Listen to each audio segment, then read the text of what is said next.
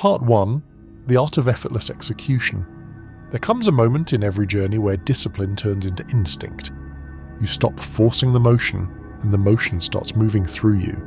You're not trying anymore, you're just doing. That's flow. But most people never reach that level because they think focus is about effort. It isn't. Focus is about clarity. It's the point where your actions, your thoughts, and your emotions all move in one direction. No conflict, no hesitation, no noise, just precision. The average person spends their entire day multitasking, scrolling, reacting, switching tasks every few minutes, and then wonders why they can't find peace. You can't enter flow while being pulled in 10 directions. You can't perform with power when your attention leaks through distraction.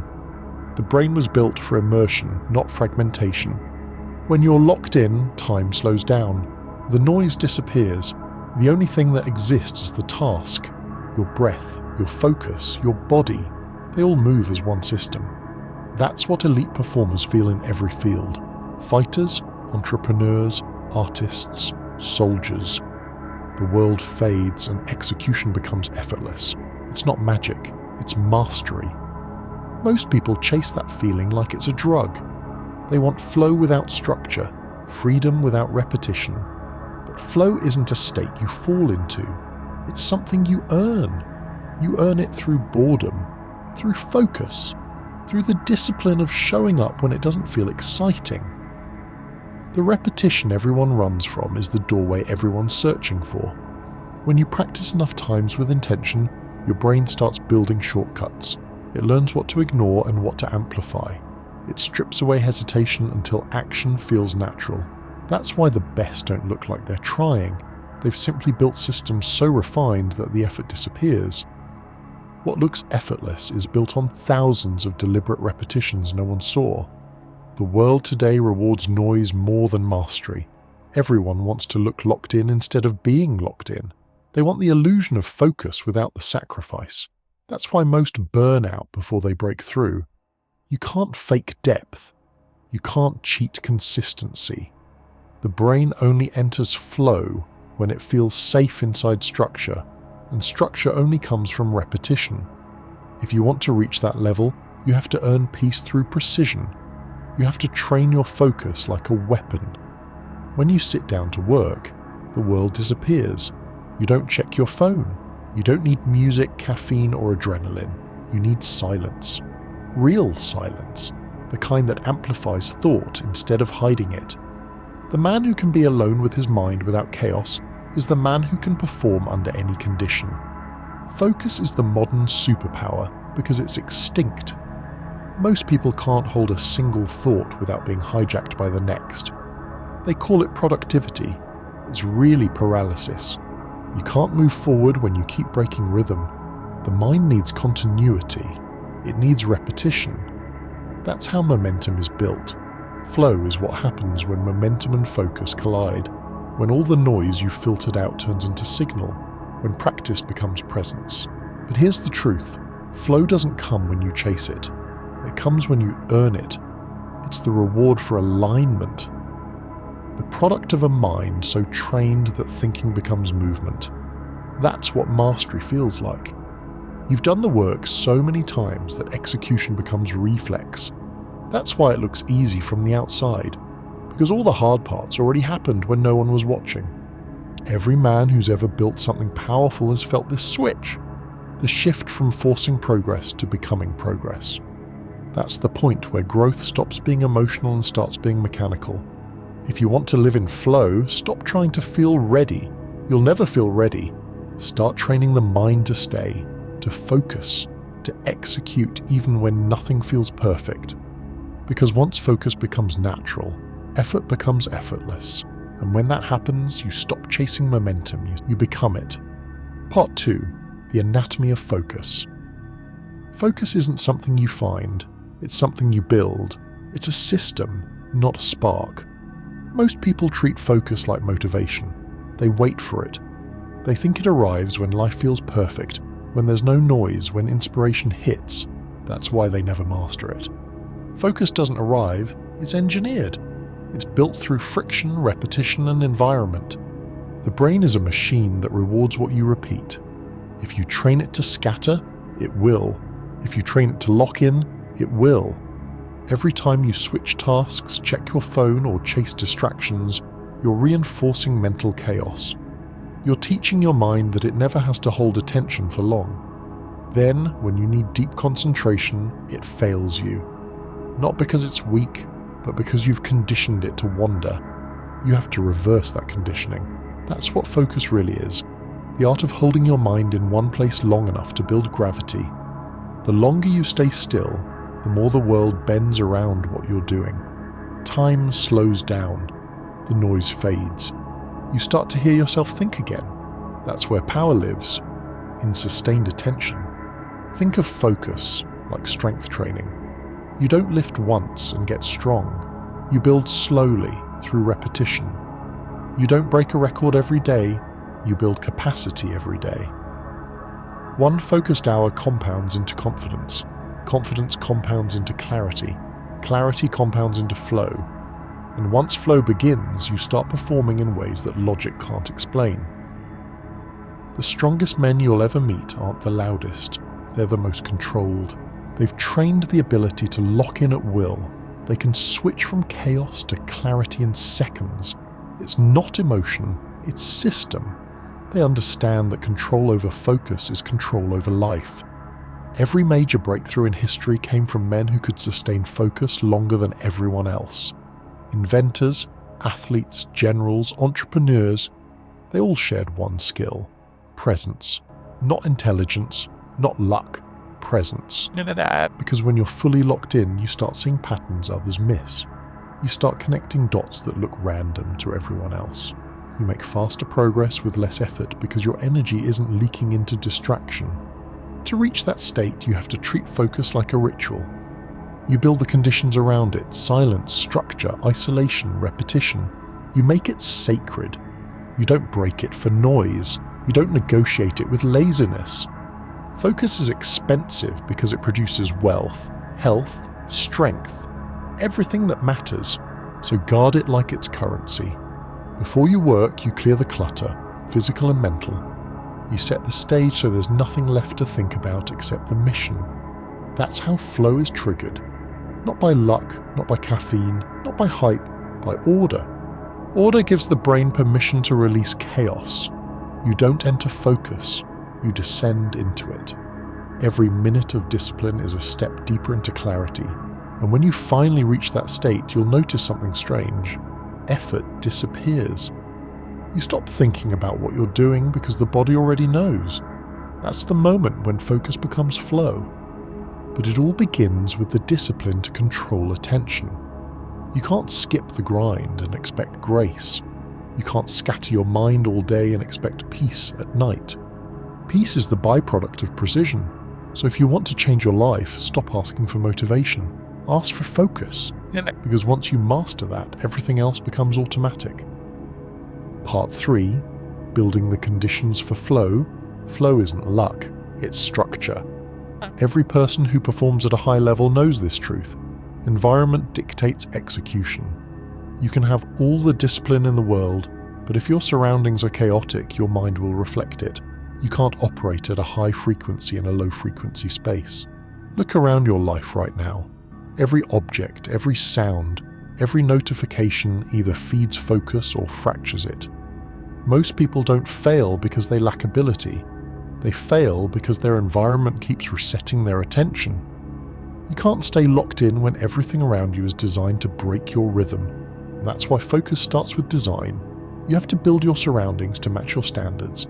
Clean desk, cold air, no noise, no clutter. Your space should feel like a command center, not a storage unit. Every time you step into it, your body should recognize what it's there to do. Over time, that physical environment becomes a trigger. Step into the space, and the brain switches on. Your digital world works the same way. If your phone lights up every few seconds, you've already lost. The modern world is a war for attention, and every vibration is a landmine. The strong win because they design systems that protect their attention. They turn notifications off, they control input, they create digital silence. Focus can't survive in constant noise. Flow demands friction-free motion. Everything you do should be so accessible that you remove excuses before they appear. If you're trying to train, have your gear ready. If you're building, have your tools out. If you're writing, clear the space. Eliminate friction, because friction is the first step toward hesitation, and hesitation kills flow before it starts. You also need rhythm. The body runs on pattern. You can't expect consistency if your schedule is chaos. Flow happens when your system knows what's coming. Same time, same setup, same ritual. It's not boredom, it's programming. The brain learns. When this happens, we go to work. That's how fighters, performers, and entrepreneurs all prepare. They build rituals that cue the state. Then there's recovery. You can't access flow if you're burnt out. Focus is energy management, not just discipline. You need cycles. Deep work and deep rest, silence, sunlight, movement, sleep.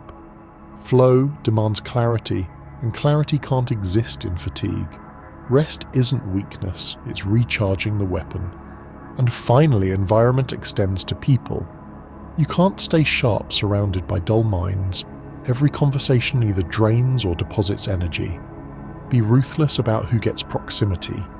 Surround yourself with people who respect silence, who value focus, who move with purpose. The wrong circle will break your rhythm before you ever build momentum. When all these conditions align, clean space, silent devices, daily rhythm, proper recovery, right circle, the brain starts trusting you. It stops scanning for distraction because you've removed it. That's when flow appears. You don't chase it. You've simply built a life it can exist inside. Once you feel it, you'll never want to leave. Work stops feeling like work. Time dissolves. Movement becomes meaning. You're not thinking about focus anymore. You're living inside it. And that's the secret. Flow isn't mystical. It's the byproduct of design. When discipline builds the structure, flow fills it. When order becomes habit, performance becomes instinct. That's how the best in the world operate. Not through force, but through foundation. Your job isn't to find focus, it's to create a life that can't function without it.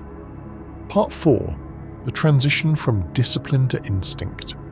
Discipline is the bridge between who you are and who you're meant to become. But there's a moment where that bridge disappears, when the habits you built stop feeling like effort and start feeling like instinct. That's the beginning of mastery. That's when flow begins. Most people never reach that point because they quit too early. They stop right before the repetition rewires them. They think discipline is punishment, but it's really programming. Every time you do something on purpose, your brain records it. Each repetition lays another brick in the foundation of instinct. Think about a fighter. In the beginning, he has to think before he moves. Every punch is calculated, every block feels mechanical. But after years of repetition, he stops thinking and just reacts. He's not analyzing angles or debating options. He's expressing what he's already mastered. That's flow. It's the absence of hesitation built through years of discipline. Discipline is how you install the software. Instinct is when the software runs without commands. That's the point of the grind, so you can finally move without thought, act without fear, and perform without pressure. The key is consistency under boredom. Discipline only transforms into instinct when you're willing to repeat excellence after the excitement fades. Most people only work hard when they feel inspired. Masters work hard until inspiration becomes irrelevant. They don't rely on emotion because emotion is unpredictable. They rely on habit because habit is loyal. When you start to see progress, don't relax. Refine. Don't treat progress as arrival. Treat it as calibration. Every new level you reach exposes a new level of precision required to stay there. This is why true professionals never look satisfied. They're not chasing more, they're maintaining alignment. They've learned that mastery isn't a finish line, it's a frequency. And the more disciplined you become, the quieter the process feels. You don't need motivation, you don't need hype. You just move. People start asking how you stay consistent, and you realize you can't explain it.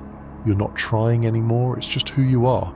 This is the moment where others call it talent, but it's not talent, it's transfer. It's discipline transferred into identity. You stopped forcing excellence and started embodying it. Every repetition built wiring.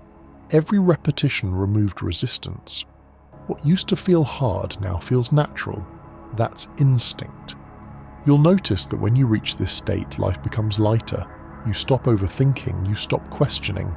The gap between decision and action closes. The work you once had to prepare for now happens automatically. You're not surviving the day anymore, you're directing it. But don't confuse instinct with ease. Flow isn't about comfort, it's about control. When discipline becomes instinct, you're not coasting. You're moving with precision so sharp it looks effortless. You're not relaxed because you've stopped trying. You're relaxed because you've stopped resisting. Every champion, every high-level operator, every world-class mind reaches this point. It's when the system runs smoother than emotion. They still feel pressure, but pressure doesn't control them anymore. They've already trained the response. Their body knows what to do before their mind has time to doubt. That's mastery. So how do you reach it? You repeat with awareness. You refine what already works. You track patterns. You remove waste. And you do it long enough for the mind to stop questioning the mission. That's when everything aligns. That's when discipline becomes instinct. Once that switch flips, you stop chasing momentum. You are momentum. You move like gravity, slow, steady, inevitable. And when you reach that level, you don't need motivation anymore. You've replaced emotion with rhythm, and rhythm never stops. Part 5. The rhythm of peak performance. Progress doesn't come from random bursts of effort. It comes from rhythm, the steady, controlled pulse of consistent action. The greats aren't the ones who move the fastest. They're the ones who stay locked in the longest. Their work doesn't rise and crash like waves. It builds, layer by layer, until the results become undeniable. You can tell who's mastered their rhythm by the way they move. There's no panic, no wasted energy, no hesitation. They operate with an internal metronome, precise, deliberate, unshaken. It's not about doing more, it's about doing what matters without interruption until time disappears. That's the essence of flow. It's when the body, the mind, and the moment sync perfectly.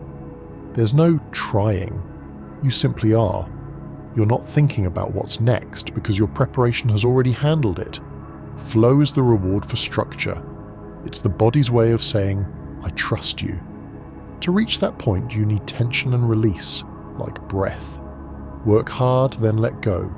Push, then pull back. The body can only maintain peak focus in waves. If you stay in overdrive too long, clarity fades and fatigue takes over. Recovery isn't a luxury, it's how you reset the system for precision. Every high performer understands this. Fighters train in rounds, not marathons. Musicians practice until their muscles memorize the sound, then step away to let it settle. Builders, thinkers, athletes, they all use rhythm to sustain control. When you learn to move this way, your life stops feeling like chaos and starts feeling like music. You also need feedback. Reflection keeps rhythm alive. After every session, every day, you pause, not to judge, but to observe. What worked? What drained energy? What sharpened focus? That awareness keeps the system calibrated. It's how you avoid falling into routine without progress. And when the rhythm falters, because it will, don't panic. Don't restart your entire life because you had a bad day. You simply realign. Precision isn't perfection, it's correction. The professionals separate themselves by how fast they recover, not how rarely they fall. This is how you keep performance sustainable. You learn when to press and when to breathe. You protect silence the same way you protect effort. You move like a pendulum, deliberate, constant, unforced. Once rhythm becomes habit, the need for motivation disappears. You don't need to psych yourself up to work. You just start moving, and the pattern carries you. You've built momentum into muscle memory. That's when mastery begins. You're no longer chasing the feeling of flow. You're living in alignment with it. The mission stays clear, the energy stays clean, and every action fits the pattern of progress. The truth is simple. Chaos creates confusion, rhythm creates results. The world doesn't reward speed, it rewards consistency. And the ones who understand that rule become unstoppable in silence. Part 6. The Rewired Mind. Every time you enter deep focus, you're reshaping your brain. This isn't a metaphor, it's physics. Neurons that fire together wire together. That means each time you sustain attention, your brain builds stronger pathways for clarity, calm, and execution. Focus is a skill, but beneath that is architecture. You're literally constructing a different mind. The average person trains distraction. Every time they switch apps, glance at notifications, or escape boredom, they're reinforcing short-term thinking. The brain learns. Attention doesn't matter here. It adapts. The wiring weakens. And soon, the simplest task feels like a fight. Not because they lack ability, because their circuitry rewards chaos. But those who train attention build the opposite. They develop a nervous system that thrives in stillness. Their dopamine doesn't come from novelty, it comes from progress. The same chemical rush most people get from stimulation, they get from execution. The act of focusing becomes rewarding in itself. That's the secret behind flow. It's not motivation, it's chemistry. When you're fully absorbed, the brain floods you with a blend of dopamine, norepinephrine, and anandamide, clarity, drive, and peace all at once. That's why time disappears. That's why thought turns into instinct. Your biology aligns with your intention. You can train that alignment deliberately. The process is simple but not easy. Choose one target. Remove every distraction that doesn't serve it. Sit with discomfort until the system adapts. The first few minutes feel like resistance. That's the withdrawal from noise. But once you hold still long enough, the brain adjusts. You start to feel rhythm. Focus stops feeling forced. It becomes familiar, then addictive, the good kind. The type that builds instead of drains. And over time, the rewiring reaches deeper layers. You become calmer under pressure because you've trained your system to operate under load. You don't panic when things go wrong because your brain recognizes challenge as signal, not threat. That's why the disciplined look unbothered. They've conditioned their physiology for control. This is the science behind confidence. It's not arrogance or luck. It's repetition creating proof at the neurological level. Every moment of focus becomes evidence that you're in command. The more evidence you collect, the quieter the doubt becomes. Eventually, fear doesn't disappear. It just loses authority. You can't fake that kind of presence. You can't post it. You can only build it. And once you've built it, it never leaves. Even when the world gets loud, your internal rhythm stays steady. That's the real meaning of mental strength. Not positive thinking, but biological discipline. A rewired mind doesn't chase silence, it generates it. It doesn't hope for control, it practices it. And when that practice becomes identity, distraction stops standing a chance. You've trained yourself to operate like a system, deliberate, efficient, and unshakable. And that's when the external world stops dictating your performance. You don't move based on how you feel. You move based on who you are. That's what flow really means. The mind and the mission are no longer separate. You've become the signal. Part 7. Entering the state on command. Flow isn't luck. It's precision repeated until it becomes predictable. The average person treats focus like weather, something that comes and goes. But the elite understand it's a switch they can flip on demand. They don't wait for inspiration, they manufacture it. The process begins before the work starts. Every system needs a signal, a cue that tells the brain we're going in. For a fighter, it might be taping the hands. For a writer, opening a blank page. For an athlete, the sound of the whistle. Those small rituals condition the nervous system to shift gears instantly. You don't enter flow by accident. You walk into it deliberately. You also need friction-free entry. Most people kill their own focus by overcomplicating the start. They scroll, they procrastinate, they warm up. The longer you delay, the heavier action becomes. Flow demands simplicity.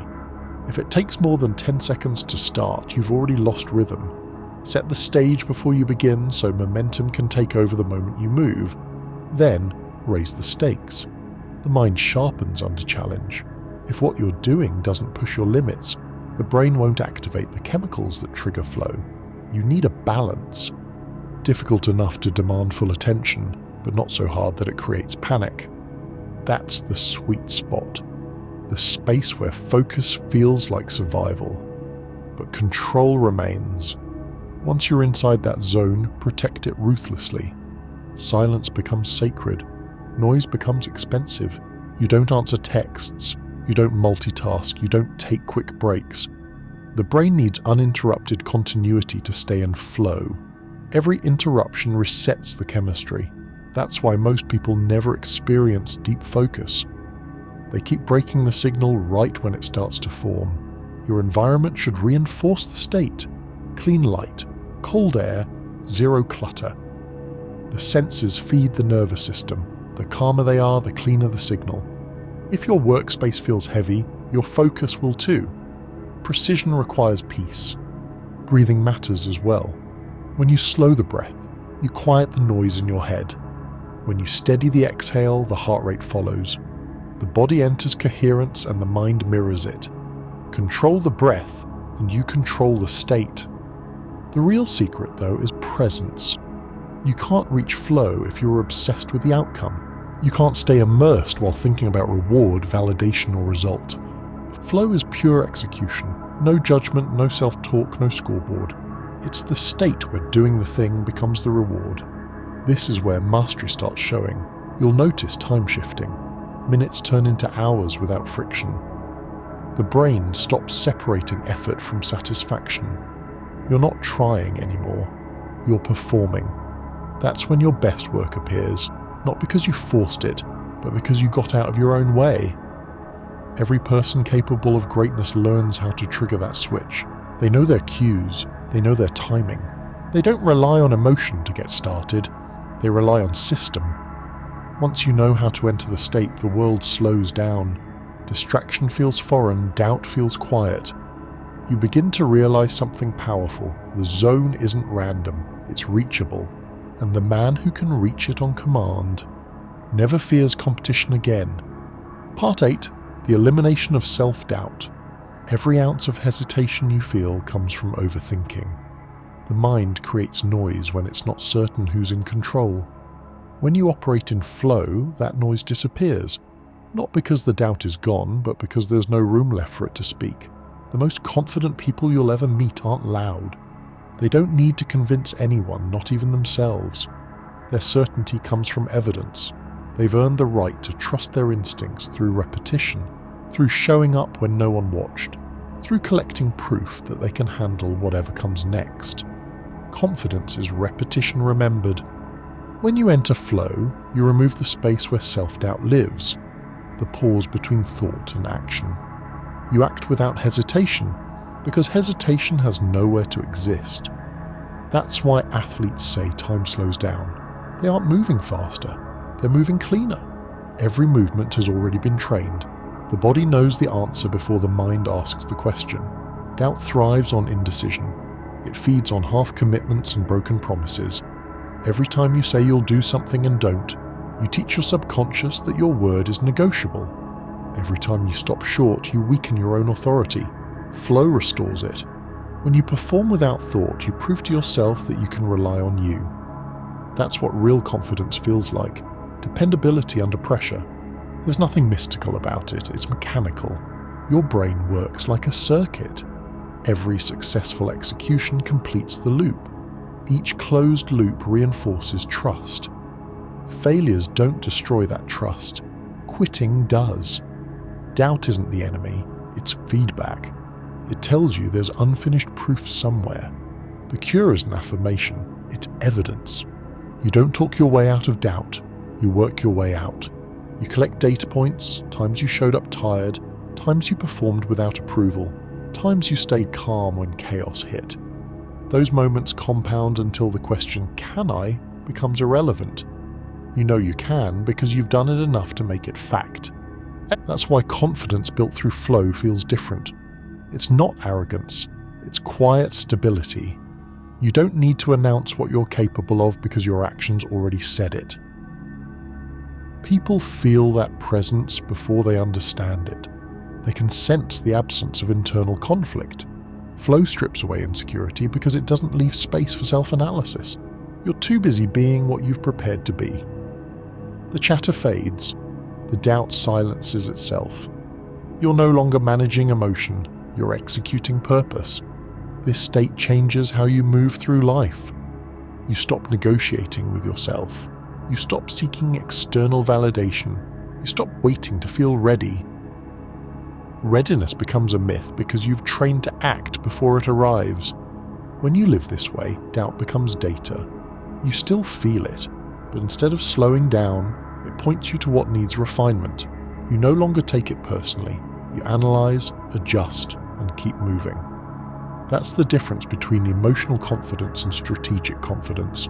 One needs reassurance. The other relies on results. The mind of a focused person has no interest in proving anything. It's too busy building. That's why calm is intimidating. It's the absence of confusion. The more time you spend in flow, the less doubt has to hold on to. You're not eliminating fear, you're starving it. Eventually, belief stops being something you chase and becomes something you maintain. Confidence stops being a feeling and becomes a state of operation. You don't feel sure, you simply move sure. That's the death of self-doubt, not a speech, not a mantra, just repetition strong enough to become truth. Part 9, the stillness behind speed. Power isn't loud, it's controlled. The men who move the fastest don't rush, they glide. Their motion looks effortless because it's balanced on stillness. Every strike, every decision, every word is grounded in calm. That's the paradox of peak performance. The more intense the moment, the quieter the mind must become. Most people mistake speed for progress. They equate motion with meaning. They move fast, talk fast, think fast, and accomplish nothing. That chaos feels productive because it's loud. But true power is silent. The faster the world spins, the slower your mind must operate if you want to stay in control. Stillness isn't an action, it's precision. It's being so in tune with the moment that you don't waste motion. A trained fighter doesn't throw 10 punches when one will do. A high-level operator doesn't fill silence with words, they let the room come to them. This level of control doesn't come from ego, it comes from presence.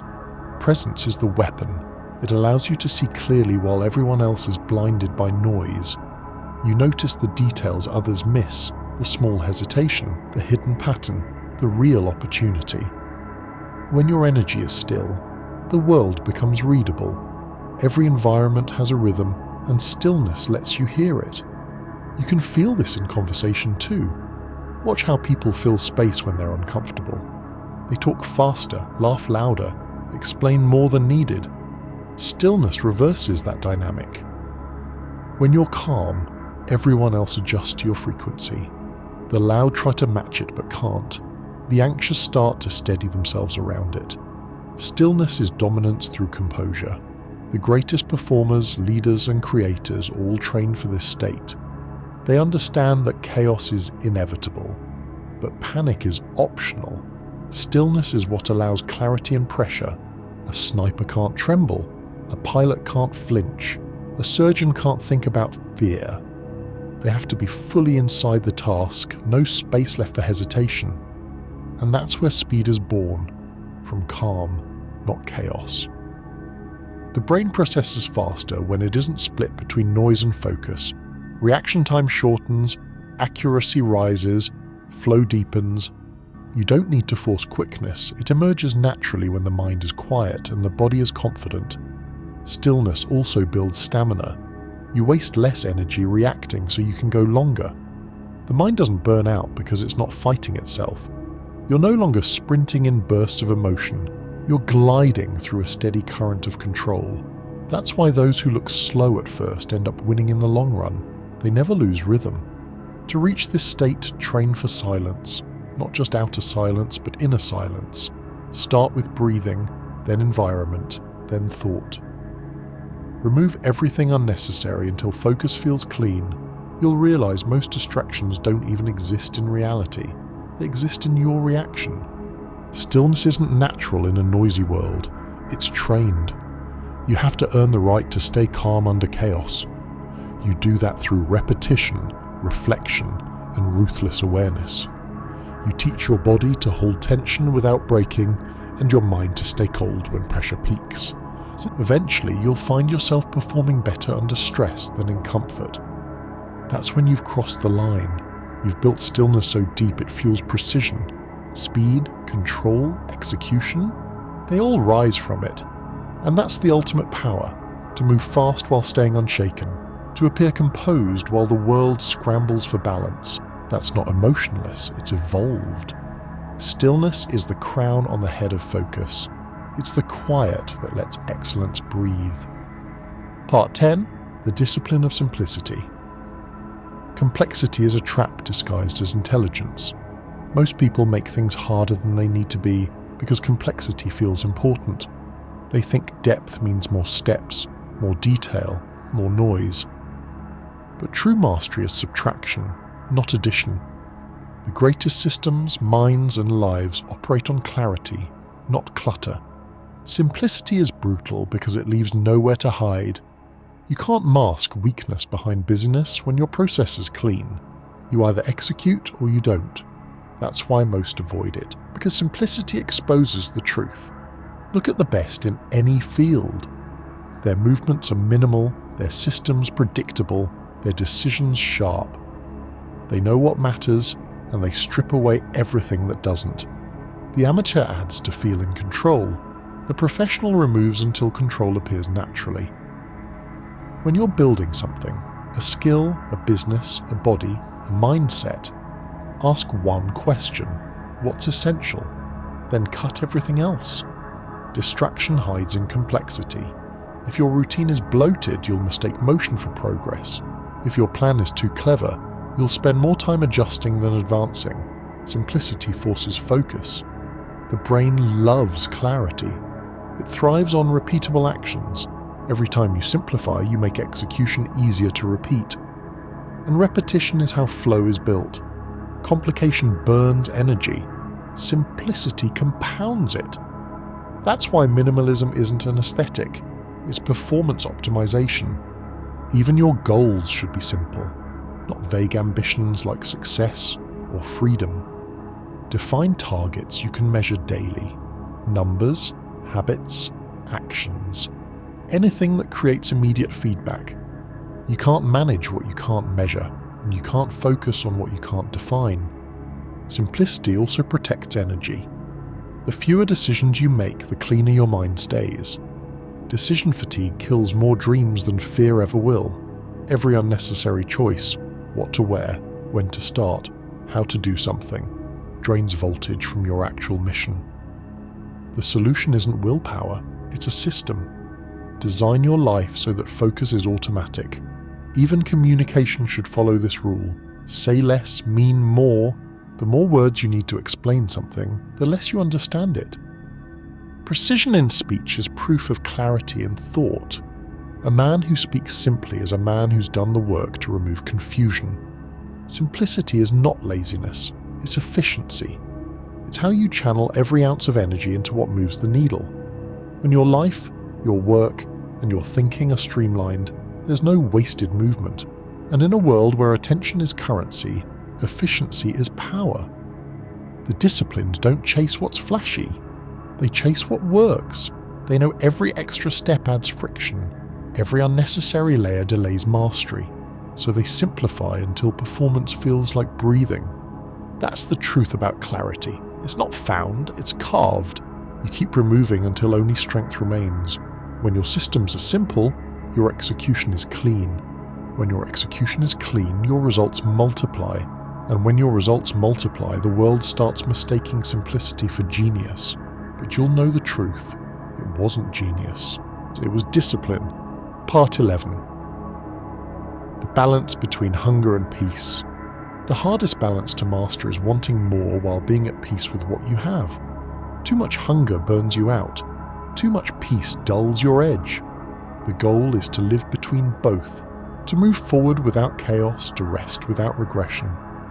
Most people swing between extremes. When they're hungry, they grind until exhaustion, mistaking pain for progress.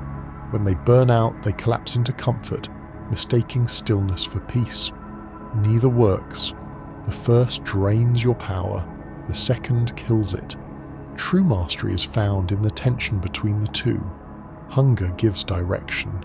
It's the fire that wakes you early and keeps you sharp. Peace gives control. It's the calm that prevents the fire from destroying you. Without hunger, there's no growth. Without peace, there's no sustainability. You need both. Drive and stillness. Fight and composure. That's why flow feels spiritual. It's hunger and peace existing in perfect ratio. You're pushing boundaries without forcing them. You're calm but alive, steady but expanding. It's what athletes call being in the zone, that place where effort feels effortless. You don't lose intensity, you just stop wasting it. To reach that balance, you need honesty. Ask yourself, is this hunger or insecurity? Is this peace or avoidance? Most confusion comes from mislabeling those two energies. Hunger from insecurity feels desperate. Peace from avoidance feels lazy. But hunger from purpose is clean. It gives energy, not anxiety. And peace from confidence is active. It restores strength, not steals it. This is where emotional discipline becomes essential. You learn to read your own state. You can feel when hunger becomes ego, when you start chasing approval instead of progress. You can sense when rest becomes apathy, when recovery becomes an excuse. Flow lives in that awareness. You can only maintain rhythm when you know exactly what each phase is giving you. The greatest performers build systems around that awareness. They work intensely, but their recovery is strategic. They eat, sleep, train, and think with purpose. They don't see rest as quitting. It's part of the process. You can't go all in every day and expect long-term precision. Flow comes from pacing. You push hard, but you pull back before collapse. Peace isn't softness, it's structure. The mind at peace is the mind that knows exactly what it's doing. It's not reacting, it's responding. Peace is the skill of not wasting energy on emotions that don't change the outcome. Hunger, on the other hand, is the refusal to settle. It's the energy behind every great build, every reinvention, every empire. Together, they make you unstoppable.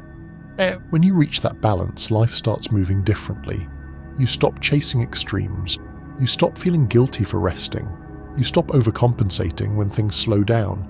You understand that every phase serves a purpose. Hunger moves you. Peace sustains you. You become dangerous because you can't be manipulated by emotion anymore. You're no longer ruled by adrenaline or fear. You operate from clarity. You work because you choose to, not because you're desperate to prove something. That's power in its purest form, control under desire.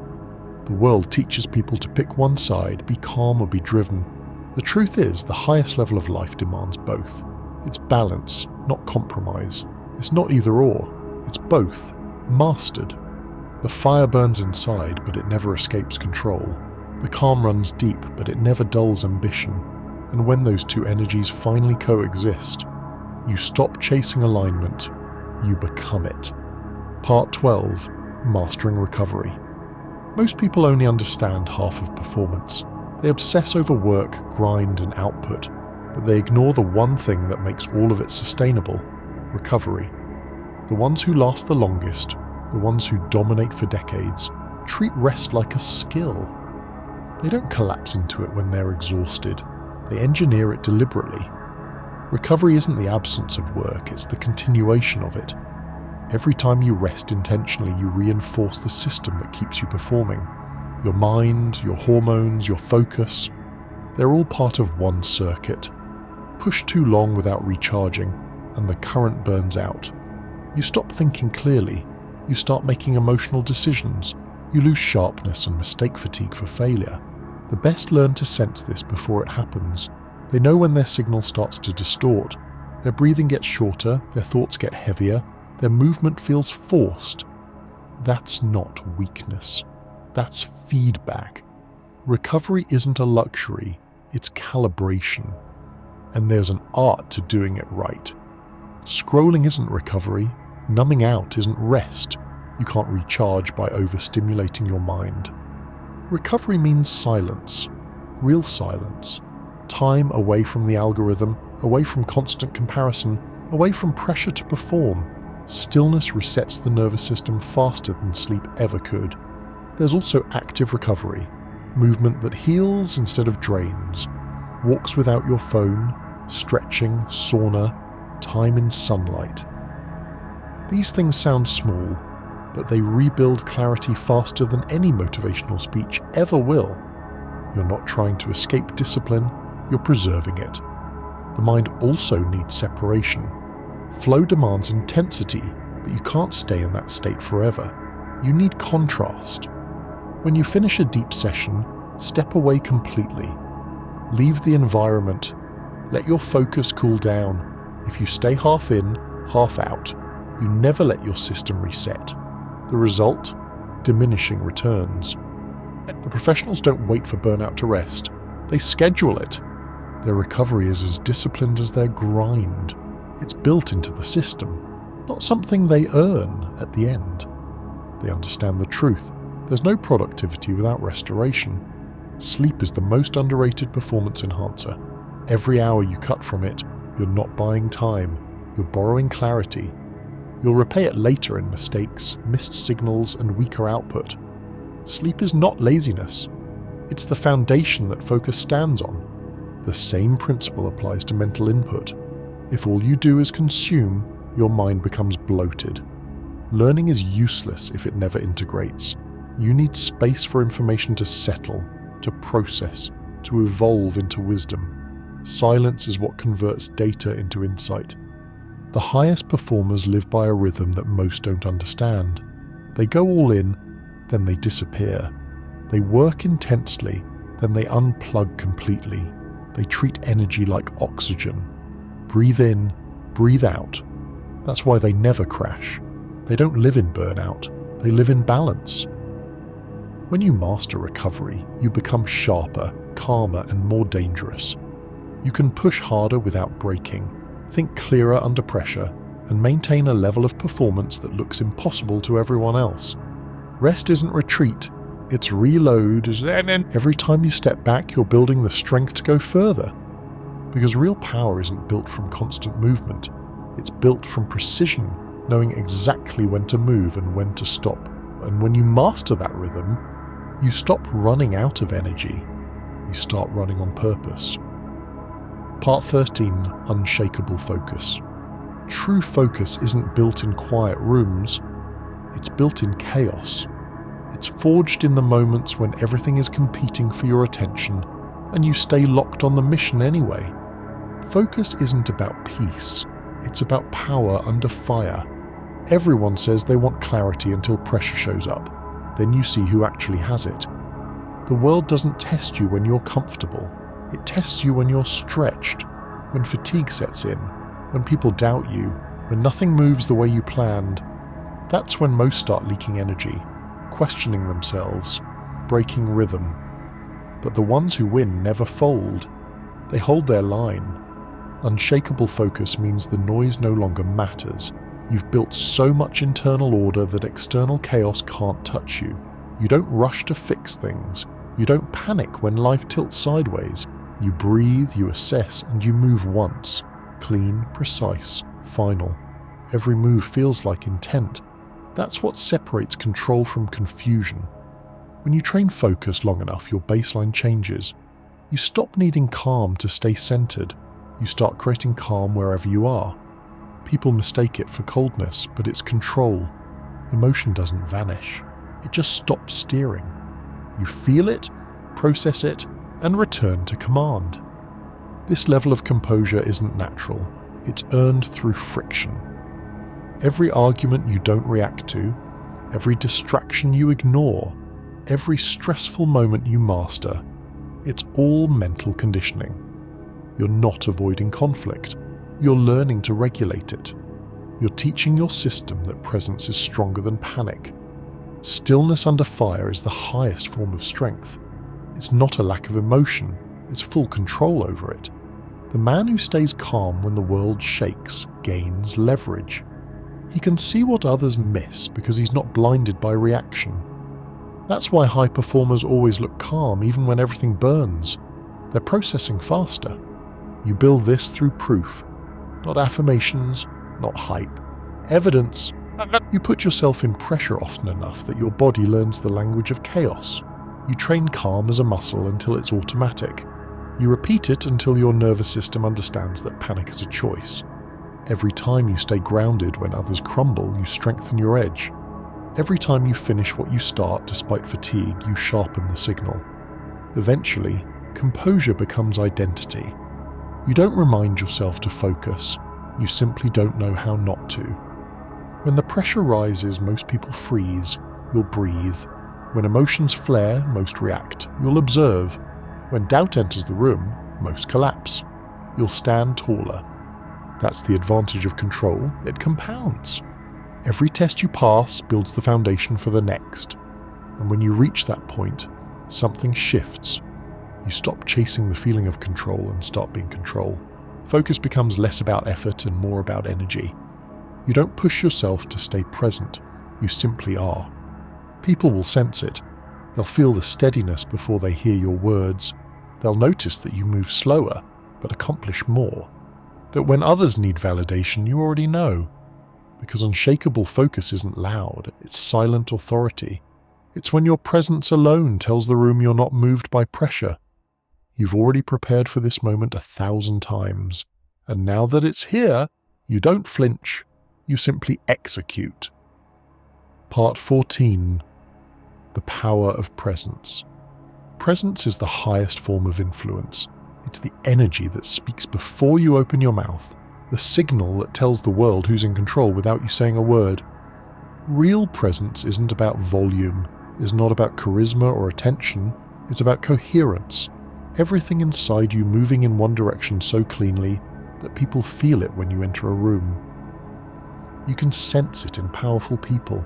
They don't rush, they don't over-explain, they don't compete for attention because attention naturally drifts toward them.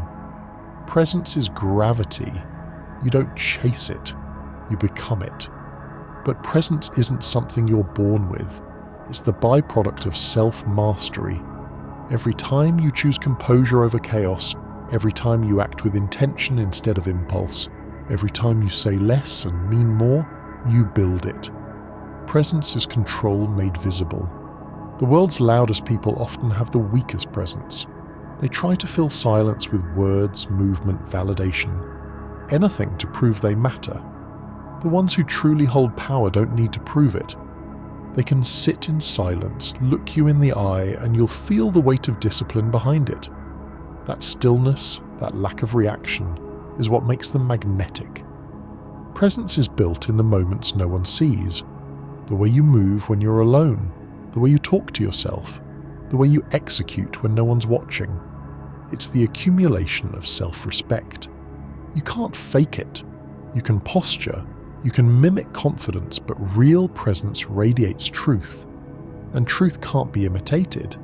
It's in the tone of your voice. Measured, not rushed.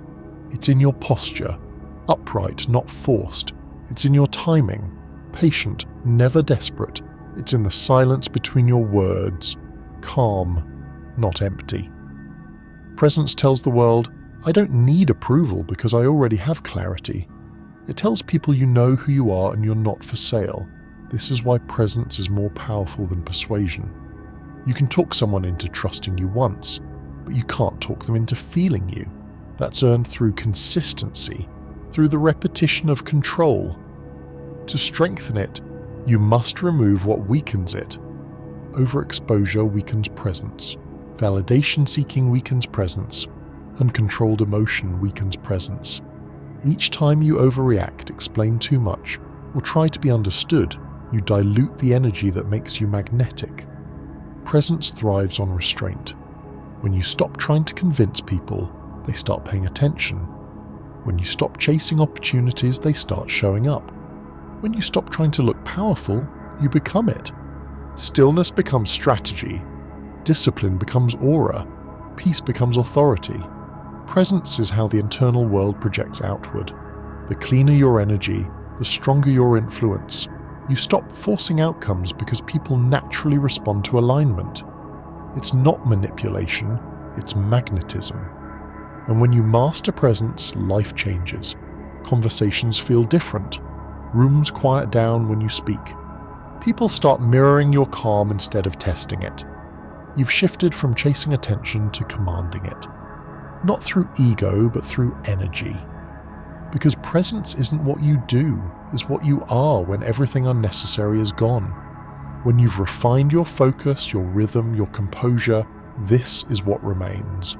The quiet, confident weight of someone who knows where they're going and doesn't need to prove it. That's the power of presence. Not noise, not posture, just absolute alignment between who you are and how you move. And once you carry that kind of energy, you stop entering rooms looking for opportunity. Opportunity starts waiting for you. Part 15. The edge that never fades. Every season of growth eventually tests one thing: endurance. Not how fast you move, but how long you can hold your standard when no one's watching. Anyone can be sharp when it's new. Anyone can be disciplined when it's easy. But very few can keep the same precision when life gets quiet, repetitive, or heavy. That's where greatness either compounds or dies. Your edge isn't something you find, it's something you maintain. It's the refusal to drop your level when no one else can see the difference. It's continuing to execute when motivation burns out and validation disappears. The sharpest minds, the cleanest operators, the ones who rise to the top of any field, they don't rely on highs, they rely on consistency. Every system breaks if it's not maintained. Focus, discipline, drive, they're all living things. Neglect them and they fade. Feed them and they evolve. You have to keep sharpening the blade, even when it's already cutting clean. Because the second you stop refining, rust sets in quietly. And when pressure returns, it exposes what comfort covered. The edge is not aggression, it's clarity. It's knowing exactly what you want and refusing to be pulled off course by emotion or distraction. It's precision that stays calm under stress. It's movement that feels effortless because it's earned through thousands of deliberate repetitions. This is what separates the talkers from the builders. Talkers chase moments. Builders create systems. Talkers want to feel powerful. Builders become power. The difference is maintenance. The daily discipline to keep everything aligned, even when no one's keeping score. The world doesn't slow down. The noise won't stop. The pressure won't fade. That's fine. Because once you've built inner order, none of that matters. You stop looking for balance. You start operating in control. Every challenge becomes a test of your rhythm. Every setback becomes training. Every small win reinforces that the system works. You're no longer chasing breakthroughs. You're the breakthrough. The result of every decision, every failure you outlasted, every day you chose consistency over chaos. You've built something that can't be given, bought, or faked. Self-trust. And once you have that, the game is different. You stop second-guessing. You stop starting over. You stop waiting for perfect timing. You simply move.